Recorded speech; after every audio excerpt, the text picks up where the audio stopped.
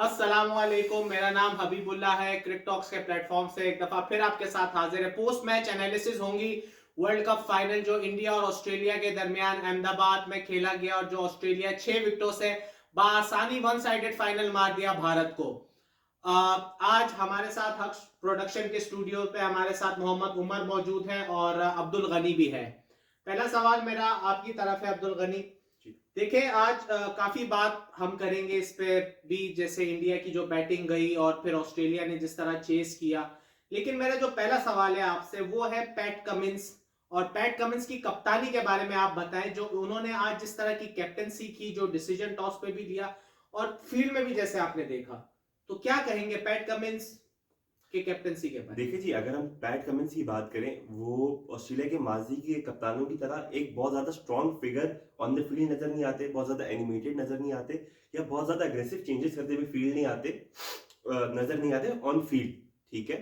लेकिन जो उनका जो गेम प्लान है, जो उनके टैक्टिक्स हैं, वो बहुत ज़बरदस्त है और वो ऑस्ट्रेलिया के पिछले जितने भी कप्तान रहे माजी के, उनसे वो कम नहीं है। बहुत ज़्यादा मैं तो समझता हूँ क्रिकेट फैन्स जो इतना ज़्यादा क्रिकेट फॉलो नहीं करते, कम वर्ल्ड कप के दौरान ही देखते होंगे और अगर वो टॉस ना देखें उनको शायद पता भी ना चले कि कमिंस जो है ऑस्ट्रेलिया के कप्तान है। वो टॉस पे ही आपको एक एज अ कैप्टन फिगर नजर आते हैं, ऑन फील्ड इतने ज़्यादा आपको वो नजर नहीं आते।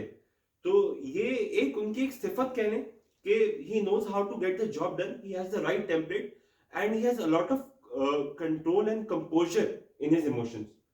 पैट कमिंस की कैप्टनसी को इसी तरीके से सम अप किया जा सकता है। उमर, मैं आपकी तरफ आऊंगा। आज ऑस्ट्रेलिया ने जब टॉस जीत के पहले बॉलिंग की तो काफी लोगों को हैरान कुन फैसला लगा ये। लेकिन जिस तरह की फील्डिंग की, फिर जिस तरह की बॉलिंग की और इंडिया को जो रिस्ट्रिक्ट किया, फिर जिस तरह आसानी से चेस भी कर दिया, लोगों को लग रहा था स्पिन। तो आप मुझे बताएं वो एक मोमेंट आपके नजर में क्या होगा जो गेम चेंजिंग जैसे मोमेंट कह सकते हैं, जहां पे ऑस्ट्रेलिया को लगा कि अब ये वर्ल्ड कप हम ही जीतेंगे। देखिए, मेरा ये ख्याल है कि जब इंडिया ने पहली बैटिंग करी तो हम सबके दिमाग में, हम सबको ये पता था कि अटैकिंग क्रिकेट ही खेली जाएगी शुरू के 10 ओवरों में, और अगर एक आध विकेट जाती है तो इसमें कोई इशू नहीं है। लेकिन जो इनकी टीम के बैकबोन हैं और जिनके गिर्द पूरी टीम घूमती है वो है विराट कोहली। और जब विराट कोहली की विकेट गिरी तब हमें भी और जरूर ऑस्ट्रेलियन टीम को भी ये पता चला होगा कि भाई अब अगर हम इनको यहाँ रेस्ट्रिक्ट कर लेते हैं, इनका रन रेट कम करते हैं या एक दो विकेटें गिरा लेते हैं तो ये वर्ल्ड कप हमारे हाथ में आ जाएगा। ठीक है, विराट कोहली की wicket truly the turning point. Gani, आपसे मैं पूछना चाहूंगा कि जब चेस स्टार्ट हुआ, ऑस्ट्रेलिया की शुरू में विकेटें भी गिरी, ट्रेविस हेड की इनिंग्स को आप कहां रेट करेंगे? जिस तरह की, मतलब उन्होंने 2 रन रहते थे ऑलमोस्ट फिनिश करके दे दिया मैच। आपकी बात कहां रेट करेंगे समझ आप गया इस अभी। इनिंग्स को? पहले हम थोड़ा सा इस रेट करने से पहले चीज समझ लेते हैं।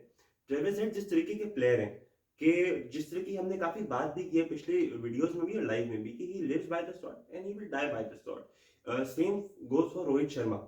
उन्होंने पूरा टूर्नामेंट इसी तरीके से खेला। लेकिन आज अगर हम देखेंगे तो इंडिया में बहुत सारे लोग होंगे जो रोहित शर्मा पे उंगलियां उठाएंगे, सवाल उठाएंगे कि इन्होंने ऐसा शॉट मार के आउट हो गए, जरूरत नहीं थी। देखें, जो उन्होंने पिछली सारी बाउंड्रीज मारी और इतने टूर्नामेंट में जितनी भी बाउंड्रीज मारी, बहुत ज्यादा की जरूरत नहीं होगी। वो एक के बाद दीगरे जो शॉट होता है वो मार देते हैं। तो इस तरीके के प्लेयर्स का ऐसा ही होता है। ये बाहर की बॉल को भी कभी कभार खेल लेते हैं, कभी कभार जरूरत नहीं होती, बड़ा शॉट मार देते हैं। लेकिन जब भी डिलीवर करते हैं तो वो इस तरीके से डिलीवर करते हैं। अगर आपको न्यूजीलैंड वाला मैच याद हो, ऑस्ट्रेलिया वाला, तो ट्रेविस हेड ने वो भी बहुत जबरदस्त इनिंग खेली थी। और अगर आप वार्नर का और मार्श का डिसमिसल देखें तो वो भी कोई इंडिया की कोई बहुत अच्छी बॉलिंग से नहीं हुआ, वो बहुत ज्यादा बाहर की बॉलिंग थी, जिसको वार्नर भी खेल गया, मार्श भी खेल गए।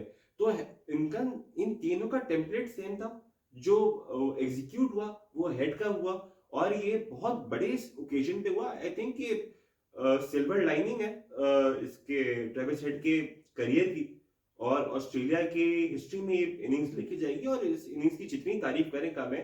जिस फॉर्म से इंडियन बॉलर्स आ रहे थे, चाहे वो शमी हो, चाहे वो बुमराह हो, चाहे वो जडेजा हो, चाहे वो कुलदीप हो, किसी एक की ना चली उसके सामने, ट्रेविस हेड के सामने। उमर, आपसे मैं पूछना चाहूंगा कि जैसे हमने देखा शुरू में पहली इनिंग्स में हेजलवुड, स्टार्क, कमिंस, तीनों के शुरू में पिच में कुछ ऐसा था नहीं, लेकिन जिस तरह की बॉलिंग की, स्पेशली कमिंस और स्टार्क ने जिस तरह की बॉलिंग की, क्या कहेंगे? मतलब देखिए बेहतरीन, हम अगर शुरू से स्टार्ट करें तो जिस तरह पैट कमिंस ने पिच रीड करी वो अच्छे अच्छे भी नहीं कर सकते। फोटो लेके रीड करी। फोटो लेकर, जिस पर बहुत मीम्स भी बन रही हैं, शायद यही वजह थी, लेकिन उनने उस पिच को स्टडी किया और जैसे ही टॉस जीते उनने एकदम बोल दिया बॉलिंग। और रोहित शर्मा भी वहां हैरान होंगे, और रोहित शर्मा ने भी वहां यही कहा कि मैं होता तो मैं बैटिंग ही करता। तो मतलब उनको उनके हिसाब का मिला, वो इसमें कोई कंप्लेंट नहीं कर सकते।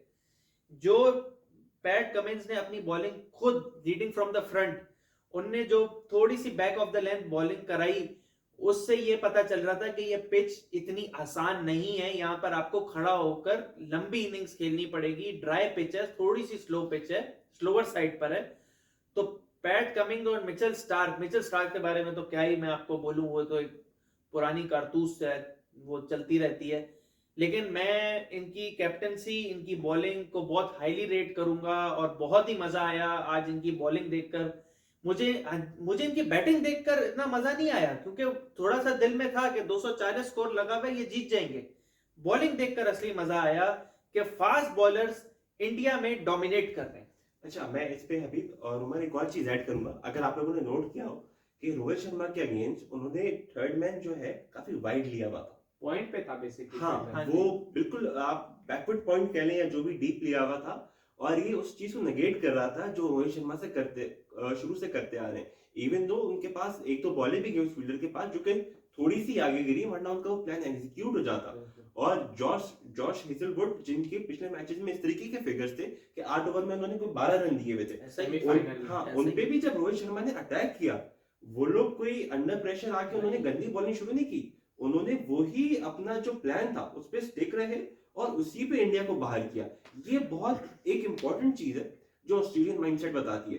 बाकी जितनी भी टीमें थी, जब इंडियन ओपनर्स या टॉप ऑर्डर जब इन पे अटैक करता था तो वो अपनी लाइन लाइन भूल जाते थे और एक रन्स का अंबार लगा देते थे, लेकिन ऑस्ट्रेलिया ने ये ऐसा नहीं होने दिया। अच्छा उमर, मैं आपसे और फिर आपकी तरफ भी आता हूँ। Where do Australia go from here and where do India go from here? मतलब अभी वर्ल्ड कप खत्म हो गया है, अब अगले साल 2024 का T20 वर्ल्ड कप है, टेस्ट चैंपियनशिप तो साथ चल ही रही है। तो खासकर आप अब इन दो टीमों में काफी प्लेयर ऐसे हैं जिनका शायद ये आखिरी टूर्नामेंट था। डेविड वार्नर ने तो ऑलरेडी अनाउंस किया हुआ है ओडीआई रिटायरमेंट। तो अब आप इन दोनों टीमों को मूविंग अहेड कहाँ देखते हैं? पहले इंडिया के बारे में बता दे, फिर आप ऑस्ट्रेलिया के बारे में बता देना।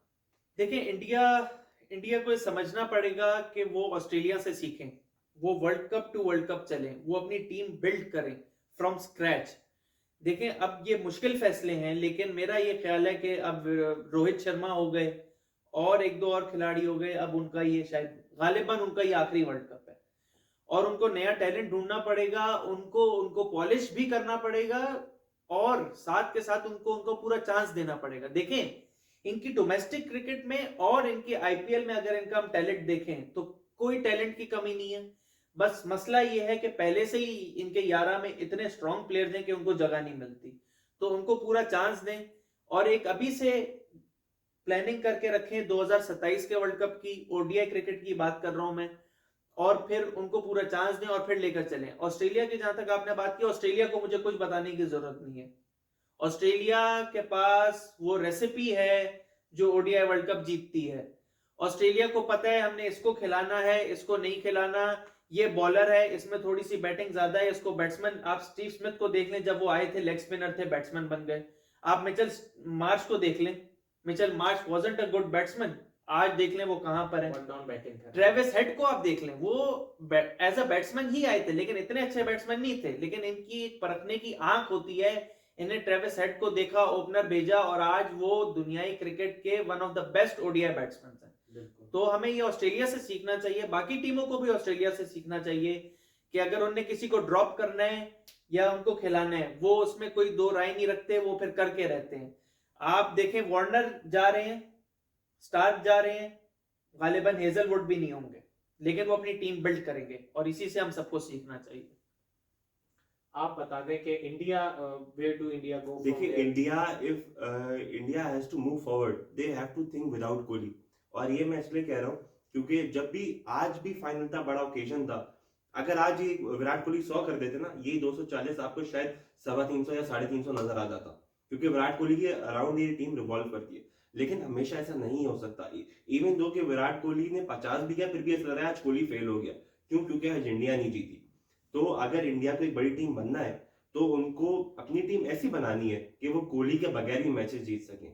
आपको कोहली के बगैर देखना पड़ेगा। कोहली एक जनरेशनल प्लेयर है, शायद आपको कोहली जैसा प्लेयर वापस ना मिले। मुश्किल तो है आप कि कोई भी आए बिल्कुल, तो आपको ऐसा पोटेंशियल अपनी टीम में डेवलप करना है जो कि इस तरह की इक्वेशंस पे परफॉर्म करे और इंडिया को वो ग्लोरी दिलाए जो कि इंडिया को पहले मिल चुकी है। ठीक है, चले इसी नोट पे हम आज अपना प्रोग्राम को खत्म करते हैं। बहुत बहुत शुक्रिया मोहम्मद उमर आपका, अब्दुल गनी आपका, और इसी तरह के साथ हमारा जो वर्ल्ड कप का जो सफर था वो अख्ताम पजीर हुआ, समाप्त हुआ। लेकिन हमारा जो यूट्यूब का जो चैनल है, क्रिक टॉक्स का जो प्लेटफॉर्म है, वो अभी खत्म नहीं हुआ है। हम आपके साथ और इसी तरह जो भी लेटेस्ट क्रिकेट डेवलपमेंट्स है, मैचेस हैं, हम आपके साथ शेयर करते रहेंगे। तो गाइस प्लीज हमारा यूट्यूब चैनल हक प्रोडक्शंस, उसको प्लीज लाइक करें, सब्सक्राइब करें, कमेंट करें और ज्यादा से ज्यादा शेयर करें। अब तक के लिए इतना ही। अल्लाह हाफिज। अल्लाह हाफिज। अल्लाह हाफिज।